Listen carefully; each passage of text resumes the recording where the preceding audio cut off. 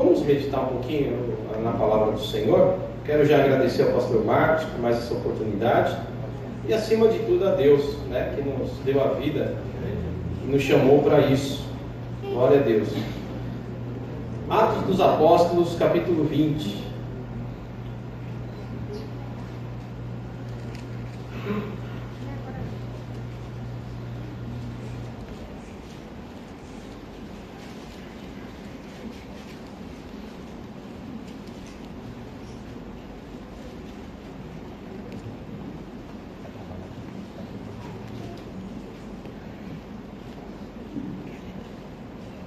Eu acho que eu falei para minha esposa que vou começar a comprar mais ternos, irmãos.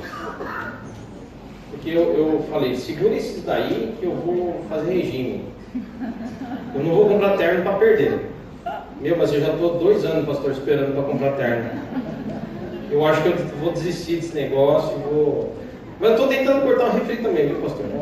Estou sendo ministrado pelo pastor Marcos, fazendo uns encontros para tratar a dependência da Coca-Cola. Oh, meu Deus. Atos capítulo 20, versículo 2 a seguir.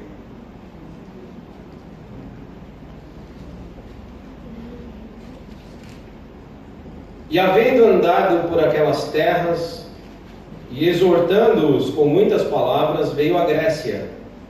E passando ali 3 meses, sendo-lhe pelos judeus postas ciladas, como tivesse de navegar para a Síria, determinou voltar pela Macedônia.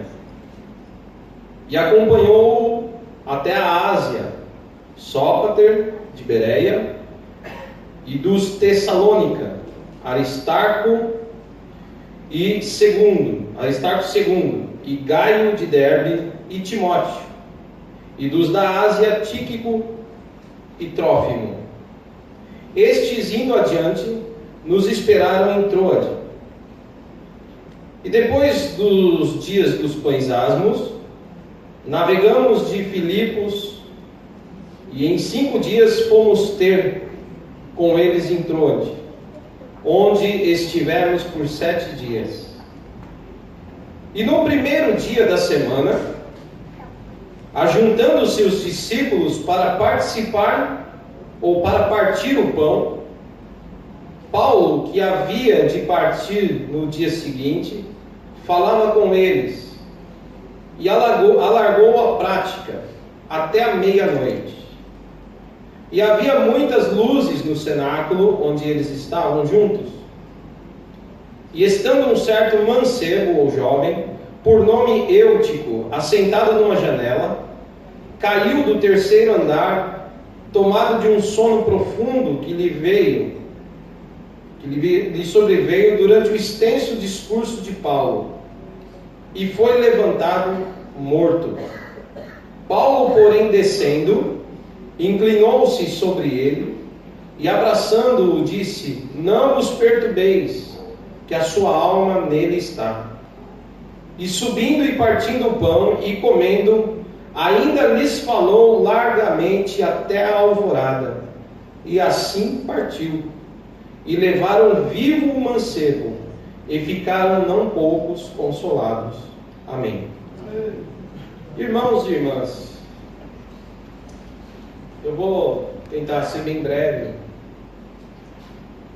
na exposição dessa palavra, e tentarei também falar de modo bem simples.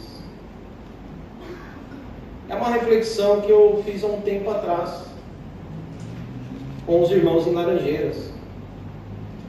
E hoje orando, ontem orando, antes de ontem orando, essa palavra ficou viva dentro do meu coração.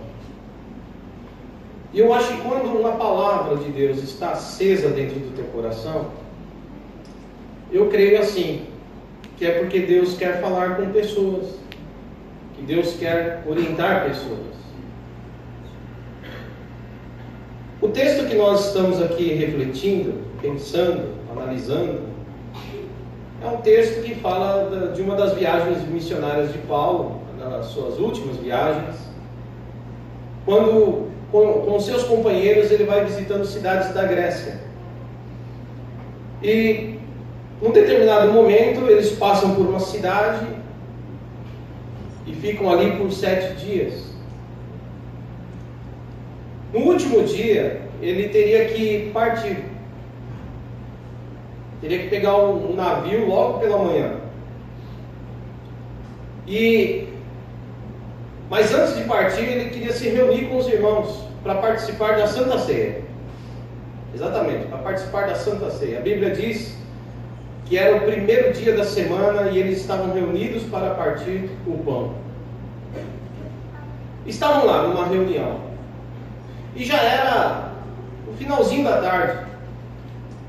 Era o finalzinho da tarde, já quase o início da noite.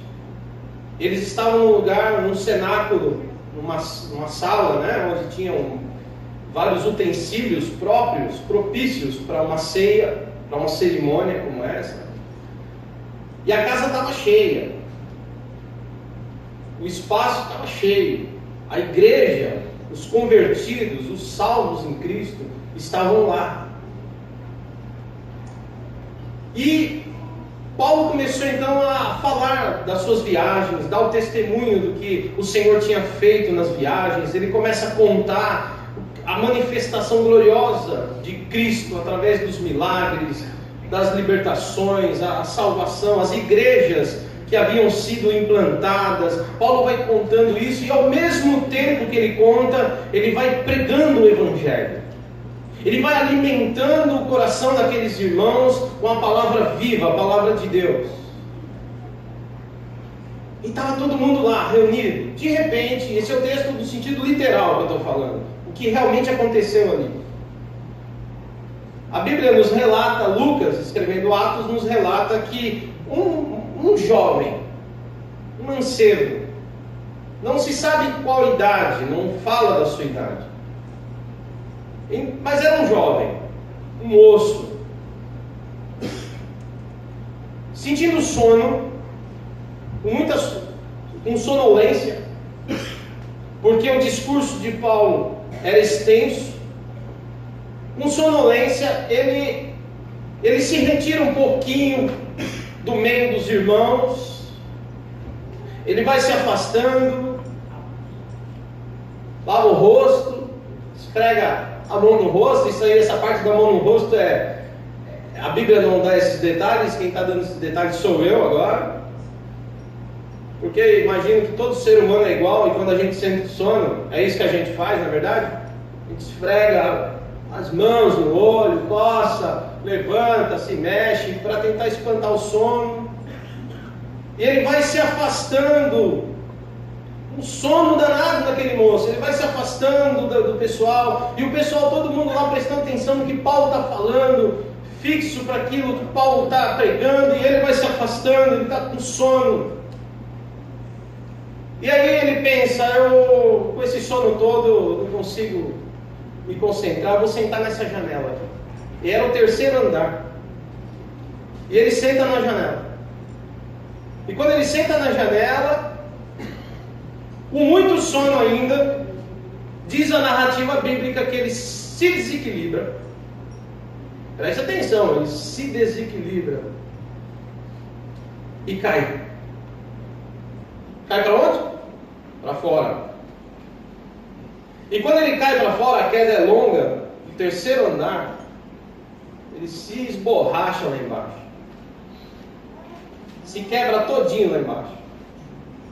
O pessoal fica assustado, há um alvoroço, e agora o menino caiu, o moço caiu, e agora o pessoal, a família desesperada, os pais, descem lá para baixo, vamos ver o que aconteceu, saem para fora, descem as escadas correndo, era o 3º andar, e chegam lá e vê um menino morto, diz o texto. Então Paulo, vendo aquilo, ele então desce também, chega até o menino, coloca as mãos sobre o menino, sobre o moço, e diz a palavra do Senhor. Que agora Paulo tem uma palavra para eles. E a palavra de Paulo é essa: fiquem em paz, não fiquem com o coração perturbado, porque o menino está vivo. Eu fico feliz com essa palavra, porque parece que a reunião ia acabar. Parece que se o menino tivesse morrido, imagina como que ia acabar aquela reunião. De uma reunião de ceia, de despedida de Paulo, ia acabar virando um velório. Mas Jesus estava ali para trazer vida no lugar de morte. E eu quero dizer, irmãos, antes de entrar no que nós temos que falar, que o nosso Senhor, Ele ainda faz milagres. Não importa se você cai do primeiro, terceiro, quinto andar. Se você tiver que viver, você vai viver, porque a vida pertence a Deus. A Deus. Inclusive, quero até dizer para você, fique com teu coração em paz. Como diz o Evangelho, não tema o que te possa fazer o homem, porque maior é o Senhor. Ainda que alguém te ameace, ainda que alguém te persiga, ainda até que um feiticeiro coloque teu nome nas encruzilhadas, acredite, a Bíblia diz, João diz na sua epístola, que o maligno não nos toca. E eu quero só, antes de ainda, porque não é essa ainda a palavra, mas eu quero só dizer isso, que você saia daqui sabendo que o teu Jesus é o Jesus de Paulo, e Ele pode fazer muito mais por você do que você imagina. Talvez alguns pensem, agora vai ser choro. Ele entra com provisão e traz alegria. Bendito seja o nome do Senhor. Mas não é essa ainda a palavra. Talvez isso foi para o coração de alguém aqui. Eu queria tratar desse texto no sentido espiritual. Eu queria fazer uma conjectura aqui, usando o texto literal, porque foi algo literal que aconteceu, mas eu queria trazer para um pensamento, uma reflexão no sentido espiritual da nossa vida. A Bíblia está relatando que eles estão reunidos na igreja. Eles estão juntos cultuando o Senhor. Igreja é chamada também de comunidade. Comunidade é a palavra que se usa para expressar aquilo que é comum a todos. Ou seja, estão todos fazendo a mesma coisa. Estão todos no mesmo propósito. Estão todos na mesma visão, na mesma comunhão. Esse é o sentido da reunião dos crentes. E estavam todos lá juntos, no cenáculo, no terceiro andar, falando do amor de Deus, prestando atenção no que Paulo estava falando, pregando, e eles estavam todos ali congregados, na presença do Senhor, dentro daquele espaço. De repente aparece esse jovem, cujo nome é Eutico, e esse jovem, ele parece que ele não consegue ficar onde todos estão. Parece que o que é comum aos outros não é comum a ele. Parece que a pregação que é interessante aos outros, essa pregação não é interessante para ele.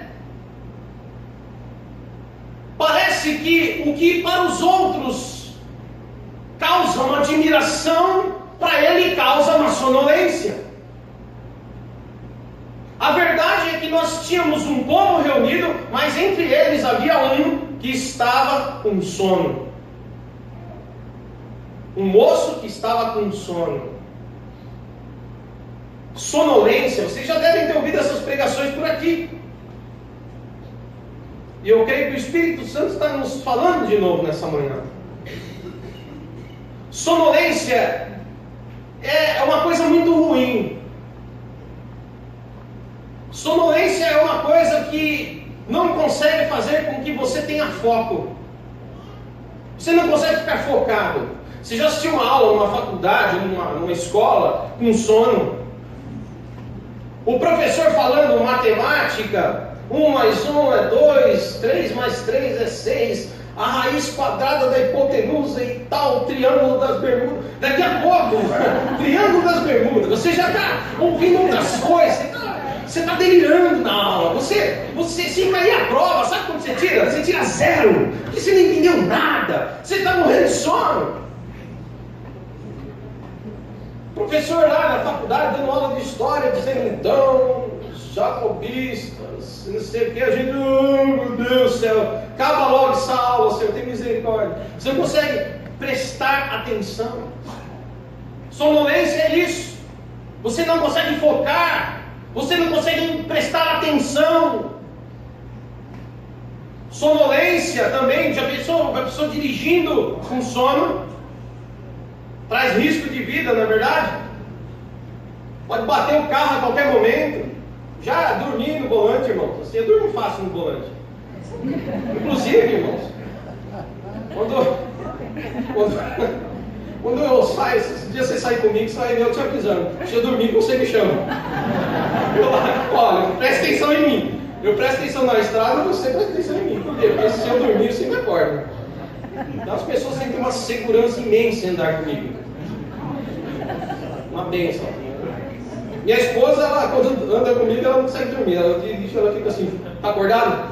Ela faz assim, ó. Você tá acordado? Porque ela quer dormir, mas não dorme porque ela anda por causa de mim. Aí eu falo assim, claro, meu amor, claro que tô, fica tranquilo. Sono nada. Mas é terrível, eu já dormi, já sonhei que estava vendo anjo e tal. Acho que eu estava quase indo pro céu, estava saindo da pista. Aí eu acordei, eu falei, eita, aí o anjo sumiu, né? Mas imagine um cristão agora, entenda isso, na vida espiritual com sonolência. É por isso que tem muita gente que não consegue ficar firme na fé. Porque não consegue entender o que é que Deus está falando com ele. Deus fala e ele não entende nada. Deus fala e ele não consegue absorver nada. Porque está em estado de sonolência constante. E eu não estou aqui falando que tem uma igreja sonolenta, mas talvez tenha 1 ou 2, porque naquela reunião tinha 1 sonolento. E eu não sei se entrou alguém aqui sonolento, mas nessa manhã o Espírito Santo, e eu creio nisso, está falando que ele está trazendo você para despertar você do teu sono espiritual. Sabe por quê? Porque ele quer começar a falar para que você entenda. Ele quer começar a ministrar para que você não continue sendo um derrotado, mas se torne um vencedor. Mas para ser um vencedor, tem que entender, compreender no que é que o Senhor está falando. E só consegue prestar atenção quem está acordado. Quem está acordado, quem está dormindo não presta atenção em nada. Na hora da prova, tira 0. O que é que o sonolento faz? Primeiro, outra coisa. Não era qualquer um, era um jovem. Isso me leva a pensar. Eu não estou dogmatizando o texto, entenda só. Não estou fazendo desse texto uma doutrina. Estou tirando lições espirituais que eu encontrei nela. Que encontrei no texto. Fala de um mancebo, o rapaz é um jovem. O que eu penso sobre juventude? Juventude nos leva a pensar sobre o quê? Imaturidade. Sobre pessoas que não conseguem acompanhar o ritmo daquilo que é importante, daquilo que é sério. E eu vou te dizer uma coisa, nada é mais sério do que o Evangelho. Nada é mais sério do que o reino de Deus. Nada é mais sério do que a tua própria alma. Nada é mais sério do que a palavra de Deus. E tem gente que não cresce nisso. Continua jovem pro resto da vida. Adolescentinho. Não entende a importância e a relevância do que a palavra de Deus nos ensina. E nessa manhã o Senhor está dizendo, não somente Ele quer tirar a sonolência da tua vida, mas Ele quer fazer você crescer na fé, na maturidade, no conhecimento e na graça. Chega! Entrou aqui menino, vai sair daqui adulto em nome de Jesus. Chega! Aí o menino é jovem, imaturo, Sabe por que ele é imaturo? Porque uma pessoa com sono não vai sentar numa janela. Meu Deus, está com sono, gente, vai sentar onde? Na janela. É imaturidade. Ninguém com maturidade vai sentar numa janela de um terceiro andar sentindo sono. E aí ele vai e senta na janela, morrendo de sono. E a janela também tem uma outra explicação aqui desse sentido espiritual. Janela não é lugar para crente ficar na hora de culto. Janela significa duas coisas: lugar de distração e lugar de indecisão. Você já pensou você sentar no culto, o pastor Marcos tivesse janela aqui na igreja, e a janela desce para a rua, e alguém fala assim: pastor, hoje eu vou sentar na janela na hora do culto. Criança, sono, e senta na janela. E vamos dizer que fosse o terceiro andar aqui. Imagina ele sentado na janela e aqui o pastor cantando: Cristo é o melhor amigo. Essa é a minha versão. Melhor amigo, isso prova nos mostrou. E ele ouvindo o pastor cantando, o grupo de louvor cantando, e ao mesmo tempo, do lado de fora, ele dando uma olhadinha, dizendo, o gás passando: olha o gás! Olha o gás! Aí ele não sabe se escuta o óleo, o gás, se ele escuta o Cristo, o melhor amigo. Ele não tem certeza, ele está entre o gás e o Cristo, o melhor amigo. Ele fica ali: eu não sei o que eu escuto. Daí vem o grupo de louvor ministrando, né? Ó, Senhor, tal, louvor. E ele lá ouvindo o louvor, daqui a pouco passa outro carro buzinando. Ovos fresquinhos da granja, ovos, direto da granja. Ele lá não sabe se ovo, olha, tá barato, R$2. Isso quando não passa a menininha, tô falando pro homem agora. Passa a menininha pedalando de shortinho na bicicleta e ele: olha a menina na bicicleta. E o culto aqui. E ela também, né? No caso, passa o menininho de bicicleta. O que eu quero dizer para os irmãos é o seguinte: é que cristão não foi feito para sentar em janela. Ele tinha que entender que ninguém estava na janela, só ele. O resto estava tudo lá dentro, ouvindo a palavra do Senhor, focado no que Jesus estava falando com eles. E o Eutico estava ali, distraído, indeciso, não sabe se presta atenção em Paulo, não sabe se presta atenção lá fora. Sonolência, imaturidade, lugar errado para estar. O que aconteceu? Desequilibrou. Pessoas desequilibradas na fé. Não sabe se fica dentro ou se fica fora. Ele quer ficar na janela. Não sabe se entra para dentro ou se fica lá na janela. Só que tem uma coisa: quem estava lá dentro não corria o risco de cair. Estava no lugar seguro, focado em Jesus. Janela é lugar de risco. Aí ele sentado na janela, o sono dominou de vez. E quando cai para dentro ou para fora? Você já viu alguém cair para dentro? Cai para fora, irmãos. Por isso tem gente saindo de igreja, abandonando a fé, abandonando Cristo, abandonando a congregação, porque sentou na janela, estava em estado de sonolência, ficou no lugar de distração, indecisão. E aí, irmãos, a palavra de Deus fala de cair. A palavra cair é terrível na Bíblia. Ninguém vai para o pecado. A Bíblia diz que as pessoas caem no pecado. A Bíblia não diz que as pessoas saem da graça. A Bíblia diz que as pessoas caem da graça.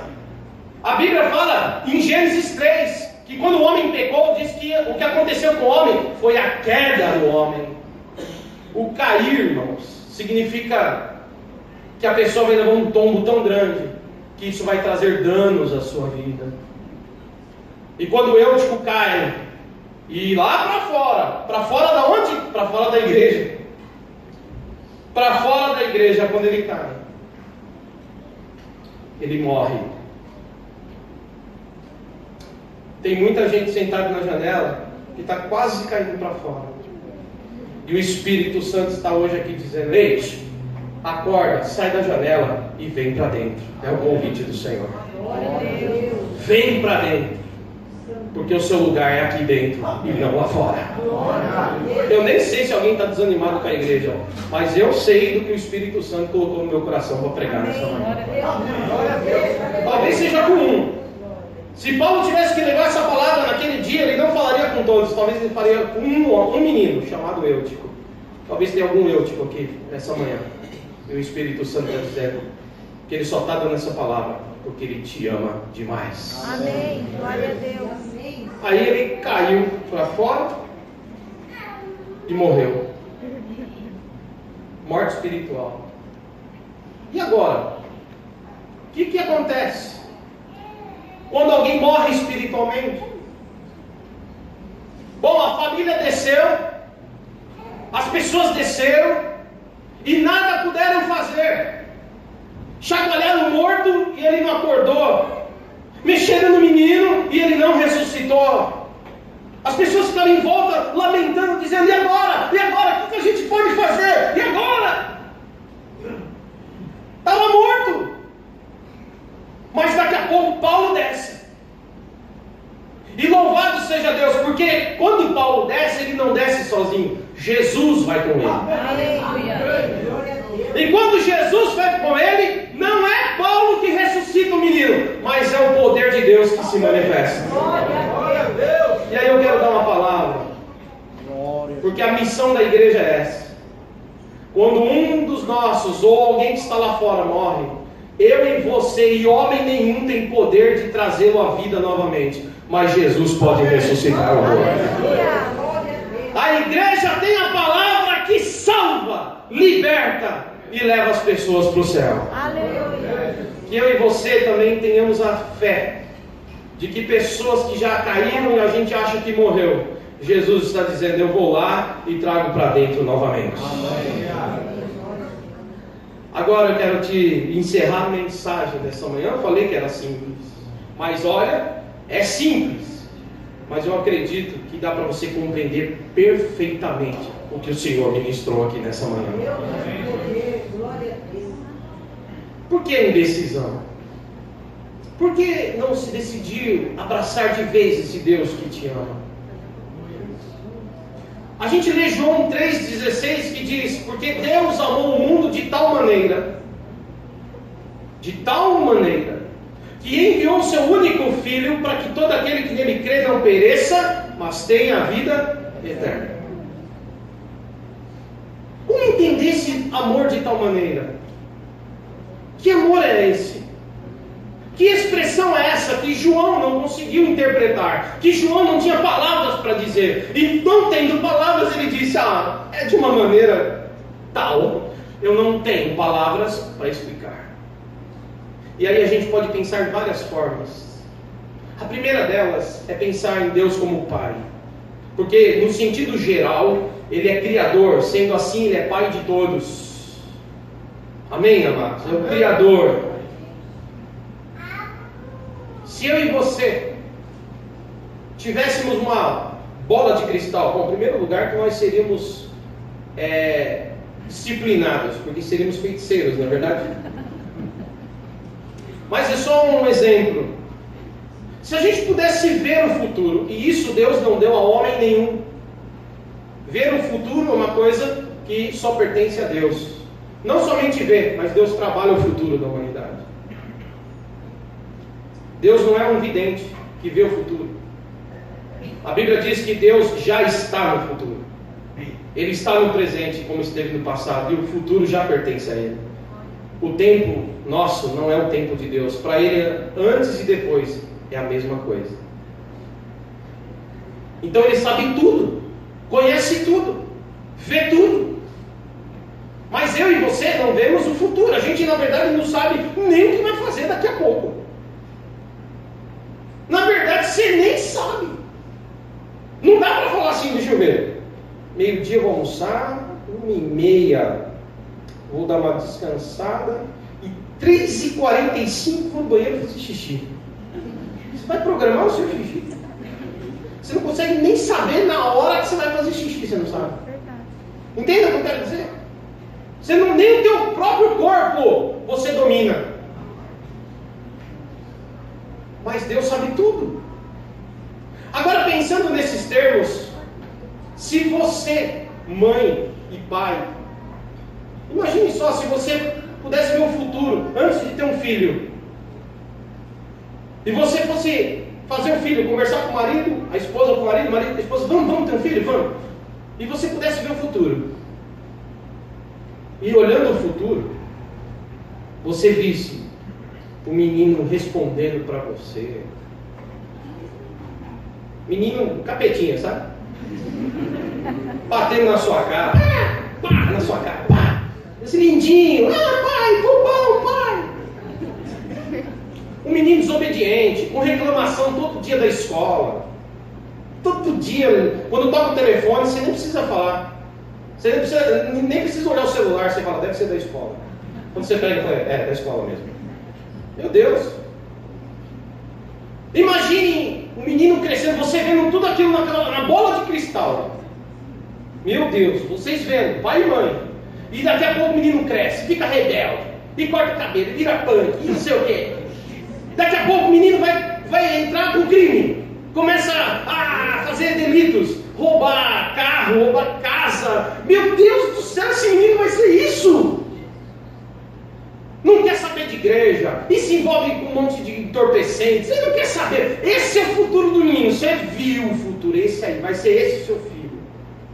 O que você, pai e mãe, se você pudesse ver, você faria? Você teria um filho? Eu acho que a maioria de nós não.